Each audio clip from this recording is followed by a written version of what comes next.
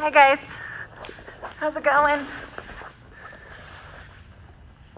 Hey everybody, thanks for joining tonight. Hope everybody is well, healthy, safe, and I hope you're finding ways to stay motivated and keep working at home, whether it's jogging, yoga, whatever, all right? And hopefully this will give you some stuff to supplement it with. So we're just gonna review the 2 drills that we did on Monday, and then we're gonna get another escape from side control bottom, all right? So, Further back so they can see it. okay, so the first one, right? Go this way for me. Awesome. All right, first one, looking at side control top, and we're trying to hit those 3 main points, right? Chest to chest pressure so they can't turn in. I gotta keep them flat back, right? Blocking the hip out, and then killing this near side arm, all right?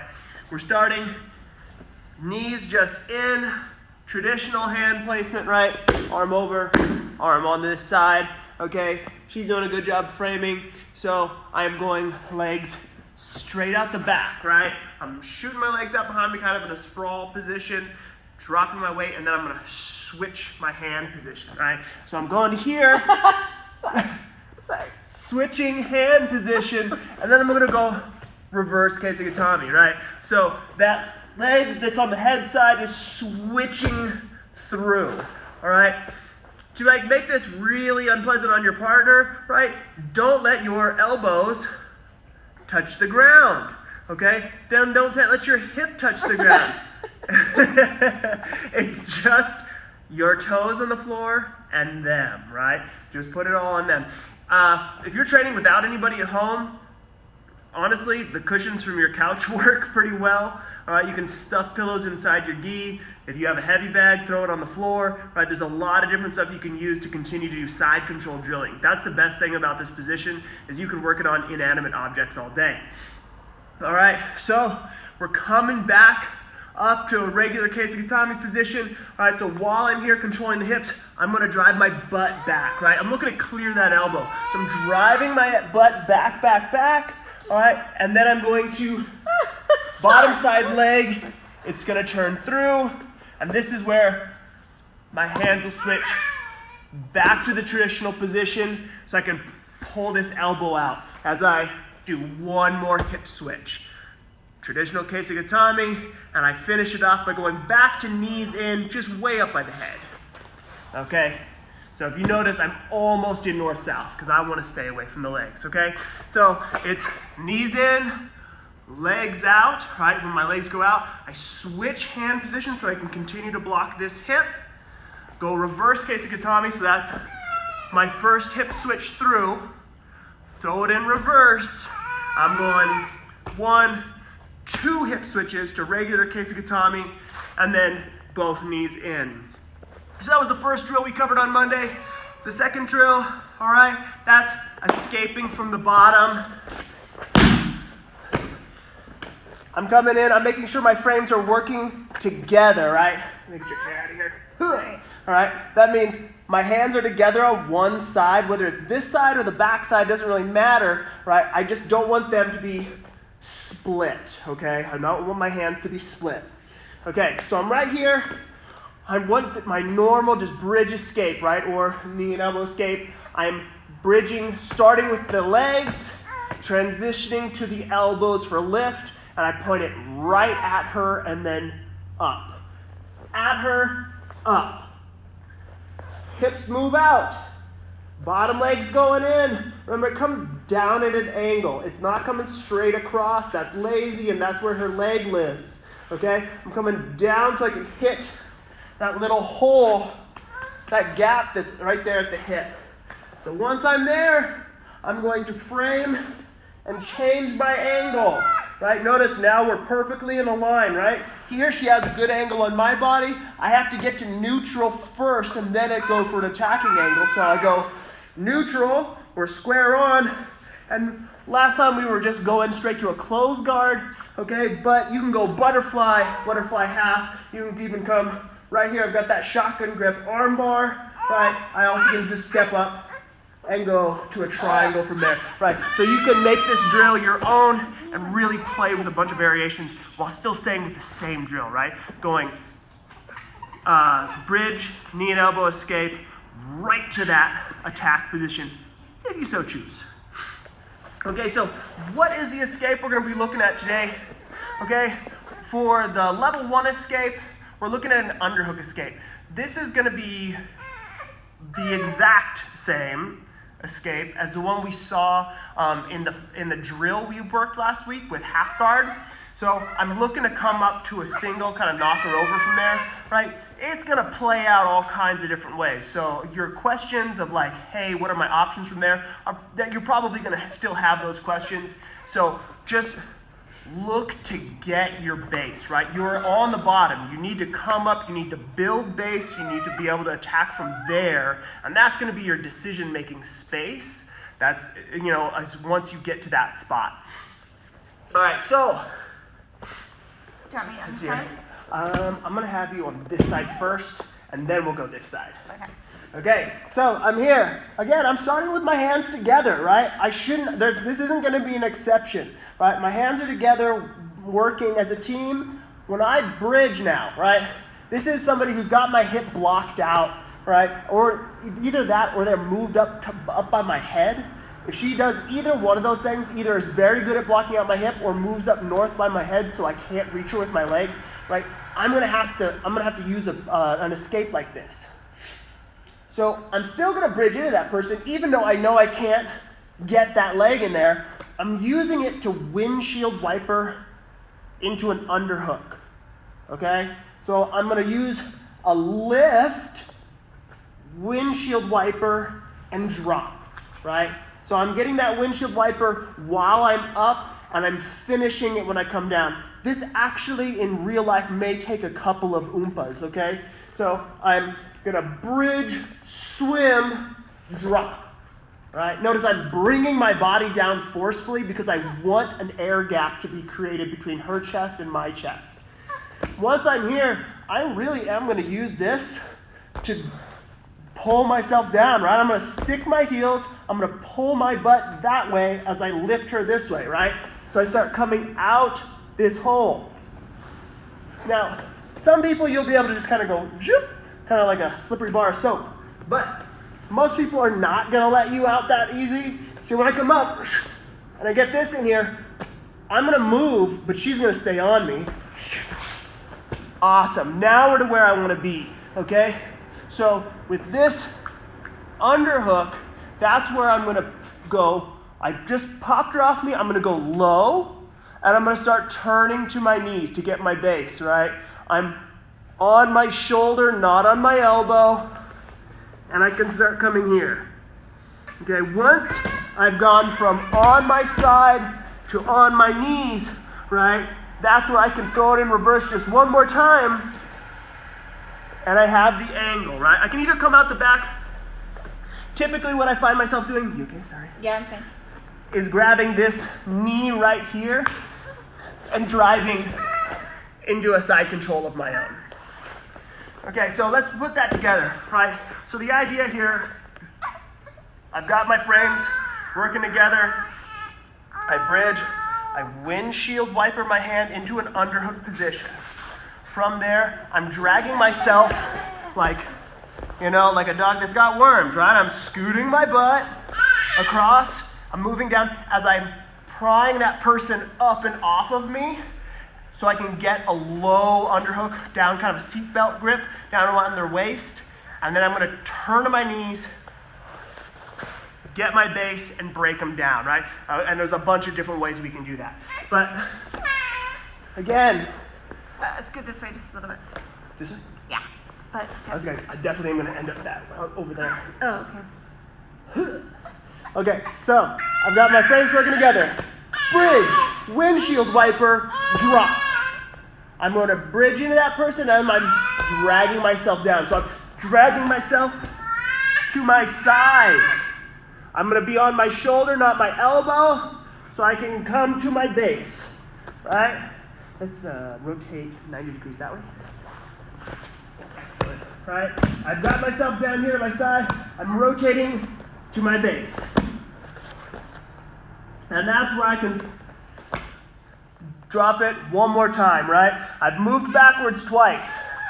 The second one is going to get me the position I want. Headlock, whizzer, or no, it doesn't really matter. I'm low enough on the hips that I'm defended from those. That's not going to do you any good. Go whizzer over this arm, overhook. I'm stupid. Okay, so from this position, a lot of people will start driving you down. As long as you're low on that hip, this isn't very effective. If I'm trying to dogfight up here, dropping my shoulder into the ground, right? She can flatten me out. But if I'm here, flatten me out. Yeah. Nothing's happening. See, she has to move her hips way out. Do that again. She has to move her hips way out. Oh gosh, your hair's on top of my head. Huh. So then that space is created. And if this person's doing that, we've got a bunch of fun reversals. We can literally just post and hop in there, right, to be able to start taking that person over. Okay, so that is the basic move, right? Again, except for the entry at the very beginning, because we're starting inside control bottom, that is kind of the same thing we were looking at from half guard bottom. Question? No questions. Awesome. Cool.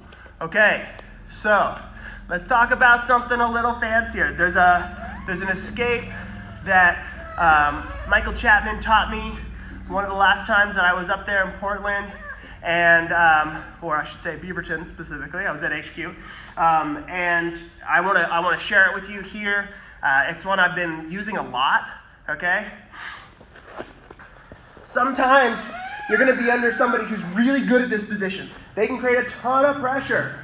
Okay? And so the idea of doing anything back into that person, it's just out, right? That is just out of the question. So instead of making any of the fight here, I'm actually going to do what I know I'm not supposed to do.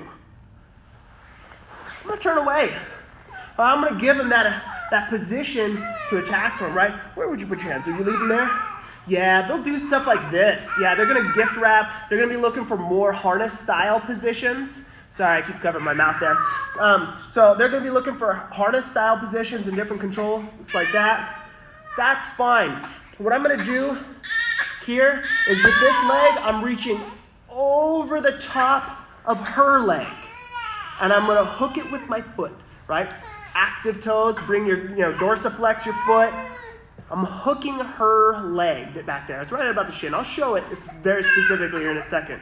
But I'm dragging it out. See, I got her foot back there. I'm taking this one and putting it under. There. I got one. I got two. Okay, even though she has the harness position, I've got her, right? I'm going to start turning in, and I've got her base. Okay? So for people that are looking kind of like, man, I keep on getting turned, or I get so smashed, there's no way I'm coming back in. This is kind of a little bit of a trick, right?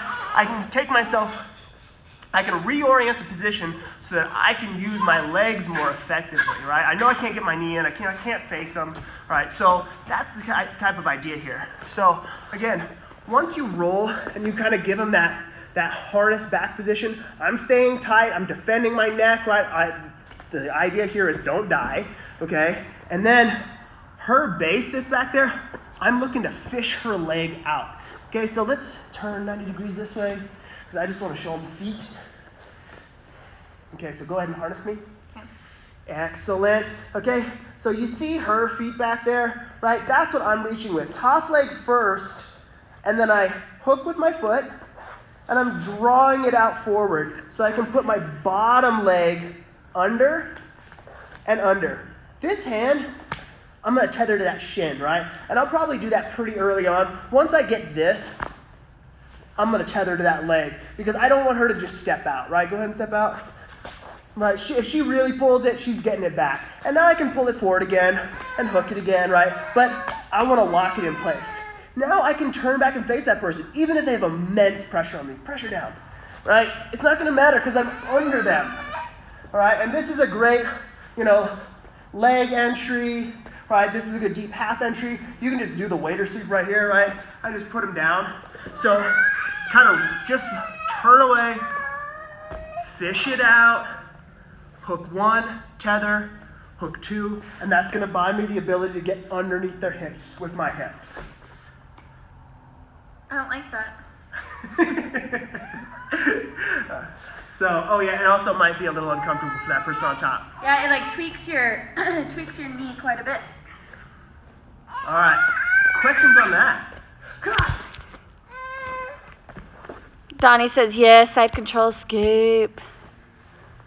No questions. Awesome. Oh wait, let's see, maybe. Ooh. Lily said that answered it. Are you hooking the foot or the ankle? Hey Lily, we miss you. Yeah. Well, so I just to make sure that I'm being clear, I'm using this right angle here to hook her, right, on her base. So as she kind of like sits here, I try to move so my legs are out of the comments. There we go. So as she is sitting here and creating that low, wide base, there's a space between her butt and her heel, and that's where I'm hooking. I'm going right over that to fish that leg out there. All right? So that's how I'm getting that leg out. So good question, right? The details matter. The details really matter on that. Anything else? Kyle said, is this a viable option when battling the cross face heavy pressure top side control? I can't speak English. Oh. Problem. So yes, absolutely, right? From this position, for anybody that's been in side control bottom, whether it was day 1 for you or like day 1,000, right? It doesn't really matter. You know that the crossface sucks, and that is one of my goals on bottom. That's one of the reasons why I'm saying keep your frames working together, is so I don't split them apart and give them a better crossface than they already have, right? I don't want to be crossfaced. But once you are, right, I've got certain tools I can use to deal with it, and this is definitely one of those. Because instead of fighting in against it, right, I'm just going away. I'm giving them what they believe that they want, okay? But this is, I'm hoping this is kind of like a chase, right? They're chasing me, and I'm trying to double back before they can react, okay? So that I can take advantage of that moment, right? So, yeah, when they're cross-facing you, this is a great option. Turn away, give them that kind of little position, and hook, fish their legs out. You'd be good at it, Kyle. You have long legs, so. Any other questions? No other questions. Awesome.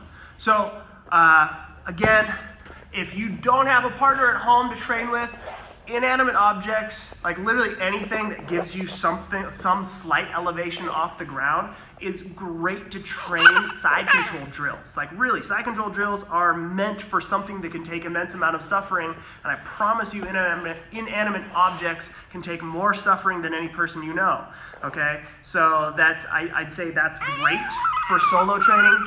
If you have a partner, awesome. Drill it, try the new moves, okay? Play with this stuff. Again, I am all about creativity. Your body's different than my body, so try to own this, right? And if you come up with questions, contact me, right? If you play with it with your partner at home and you're like, ugh, it just doesn't make sense, let me know. Contact me. Let's troubleshoot it. Sound good? All right. Anyways, much love, everybody. Thank you for signing on. Thank you for joining. To all of those that have downloaded our first and second podcast at Jiu-Jitsu and. All right, thank you very much for listening. I hope you enjoyed it. Have a nice night, everybody. Bye, guys.